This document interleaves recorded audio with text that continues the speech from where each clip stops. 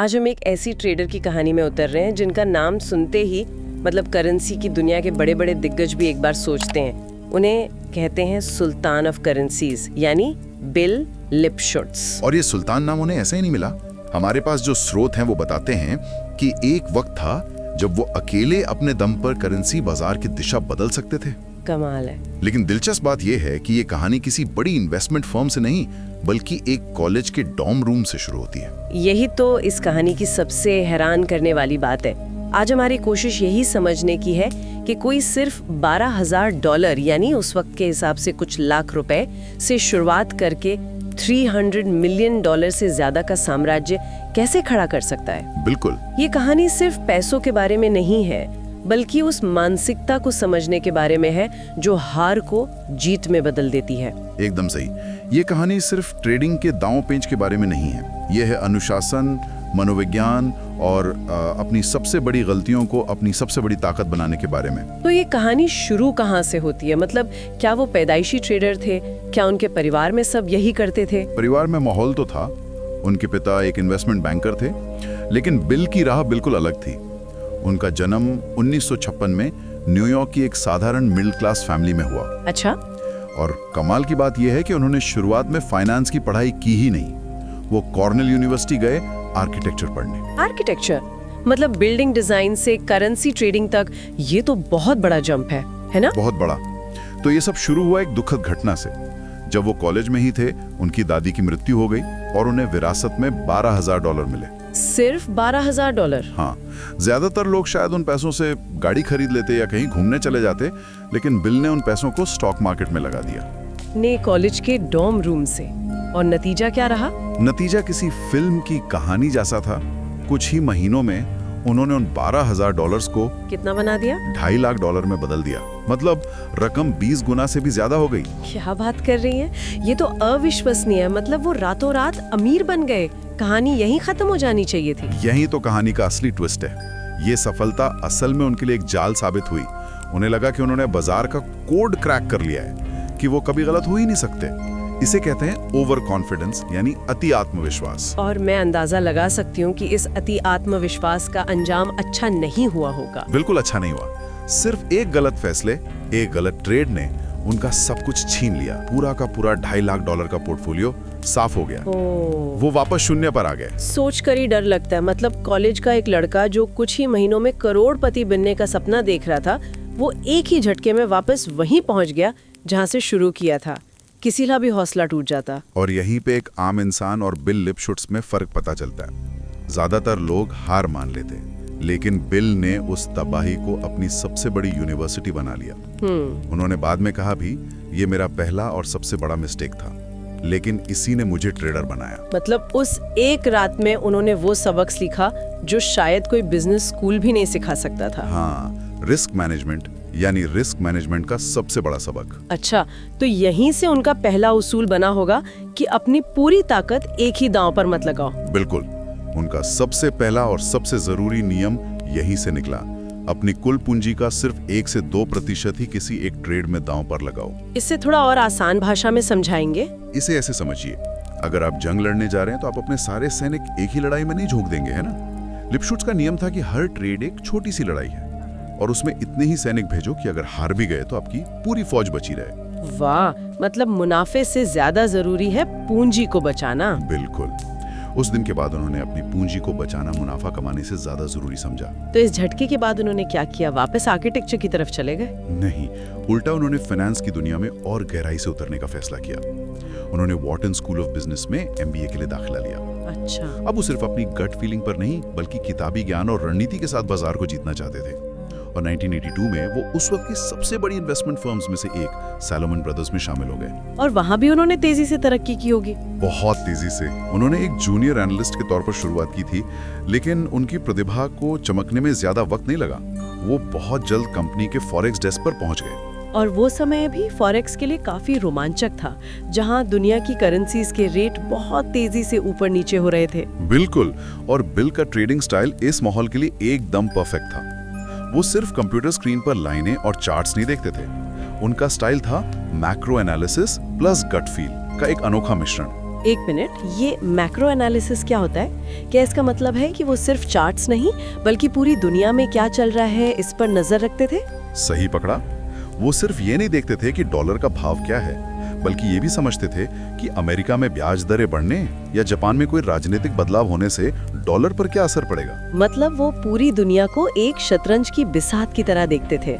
बिल्कुल, और अपनी चालें कई कदम आगे की सोचकर चलते थे। और फिर इस पूरे विश्लेषण को वो अपनी गट फील यानी अंतर्ज्ञान के साथ जोड़ते थे। और इस स्टाइल ने तो कमाल ही कर दिया होगा। ऐसा कमाल किया कि सिर्फ 3 साल में 1985 तक वो सैलमन ब्रदर्स के global head of foreign exchange बन गए। उनकी सफलता का अंदाजा इसी बात से लगाइए कि 1 साल में उन्होंने अकेले अपनी फर्म के लिए $300 मिलियन से ज्यादा का मुनाफा कमाया। $300 मिलियन? ये तो आज के जमाने में भी बहुत बड़ी रकम है।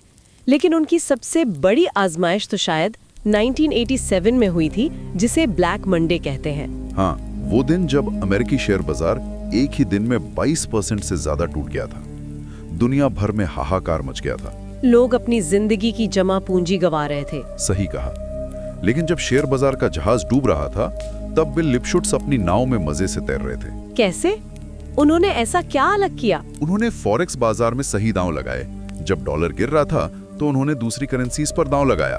नतीजा ये हुआ कि उस तबाही के साल में भी उन्होंने अकेले $120 मिलियन कमाए। वाह! और इसी प्रदर्शन के बाद दुनिया ने उन्हें सुल्तान ऑफ करेंसीज का खिताब दिया। कहा जाने लगा कि वो बाजार को अपनी उंगलियों पर नचाते हैं। एक मिनट, मतलब करेंसी का सुल्तान भी पैसे डुबाता था? इतनी सफलता के बाद भी ये बात हजम नहीं हो रही। हाँ, और छोटे मोटे नहीं बल्कि बहुत बड़े नुकसान। 1988 में जापानी येन में एक ट्रेड ने उन्हें हिलाकर रख दिया था। अच्छा। लेकिन फर्क ये है कि हम और आप शायद डरकर बाजार छोड़ देते, पर उन्होंने उस नुकसान को एक ट्यूशन फीस की तरह देखा। उन्होंने अपनी गलतियों का एक जर्नल बनाया। तो उनका एक और नियम यहीं से आया होगा, गलतियों से सीखो, उसे दोहराओ मत। बिल्कुल, उनका तीसरा नियम यही है, अपनी गलतियों को अपना सबसे बड़ा गुरु बनाओ। हर नुकसान का विश्लेषण करो। और इसी सीखने की प्रक्रिया से उनका एक और मशहूर नियम निकला जो उनके पूरे स्टाइल को बयान करता है। कौन सा नियम? वो कहते थे, trade like a mercenary, guerrilla not like a gorilla. ये सुनने में बड़ा दिलचस्प है। इसका मतलब क्या हुआ? इसका मतलब है कि बाजार से एक गोरिल्ला की तरह मत लड़ो, जो अपनी ताकत के दम पर छाती पीटकर सब कुछ तोड़ देना चाहता है। बाजार आपसे ज्यादा ताकतवर है। तो फिर क्या करो? इसके बजाय एक गोरिल्ला सैनिक की तरह बनो। लचीले रहो, बाजार के बहाव के साथ चलो, सही मौके का इंतजार करो और हमला करो। लेकिन सबसे जरूरी बात, हमेशा बाहर निकलने की रणनीति तैयार रखो। मतलब अगर लड़ाई आपके पक्ष में नहीं जा रही तो पीछे हटना भी एक जीत है। बिल्कुल। वाह! मतलब बाजार से लड़ो मत, बाजार के साथ चलो। ये तो जिंदगी का भी एक बड़ा सबक है। तो सॉलोमन ब्रदर्स में वो अपने करियर के शिखर पे थे, फिर आगे क्या हुआ? 1990 में एक बड़ा मोड़ आया। सैलमन ब्रदर्स में एक बॉन्ड रिगिंग स्कैंडल सामने आया। अच्छा। आसान भाषा में कहें तो कंपनी में कुछ लोग नियमों के साथ खिलवाड़ कर रहे थे। भले ही बिल सीधे तौर पर इसमें शामिल नहीं थे, लेकिन उन्होंने उस माहौल में काम करना सही नहीं समझा और कंपनी छोड़ दी। ये तो बहुत बड़ा फैसला था, अपनी कामयाबी के शिखर पर सब कुछ छोड़ देना। हाँ, लेकिन अब वो किसी बड़ी संस्था के लिए नहीं बल्कि अपने लिए काम करना चाहते थे। इसीलिए 1991 में उन्होंने अपना खुद का हेज फंड शुरू किया, हेदर सेज कैपिटल मैनेजमेंट। और ये फैसला भी जाहिर है सफल ही रहा होगा। बेहद सफल। हेदर सेज कैपिटल आज भी इंडस्ट्री के सबसे सम्मानित फंड्स में से एक है और ये औसतन 30% का सालाना रिटर्न देता है, जो किसी भी हेज फंड के लिए एक बहुत बड़ी उपलब्धि मानी जाती है। आज उनकी नेटवर्थ $200 मिलियन से ज्यादा है। लेकिन एक बात जो स्रोत में मैंने पढ़ी वो ये है कि अब पैसा उनके लिए उतना मायने नहीं रखता। सही कहा आपने। उनका एक बहुत मशहूर कथन है, अब मैं पैसे के लिए नहीं खेल के लिए ट्रेड करता हूँ। ये दिखाता है कि उनके लिए ट्रेडिंग अब सिर्फ पैसा कमाने का जरिया नहीं बल्कि एक जुनून, एक पहेली और अपनी महारत को परखने का खेल बन चुका है। ये उनकी लंबी अवधि की सोच को दिखाता है। हाँ, जो उनका 7वां नियम भी है, दिन के मुनाफे पर नहीं बल्कि सालों में एक साम्राज्य बनाने पर ध्यान दो। तो अगर अमल की पूरी कहानी को निचोड़ें तो कुछ उसूल हाथ लगते हैं। हमने कुछ की तो बात कर ली, जैसे रिस्क मैनेजमेंट, गलतियों से सीखना और लचीला रहना। और कौन से नियम है? कुछ और जरूरी नियम है, जैसे नियम नंबर 2, बाजार का मूड समझे। ये उनके मैक्रो एनालिसिस का सार है।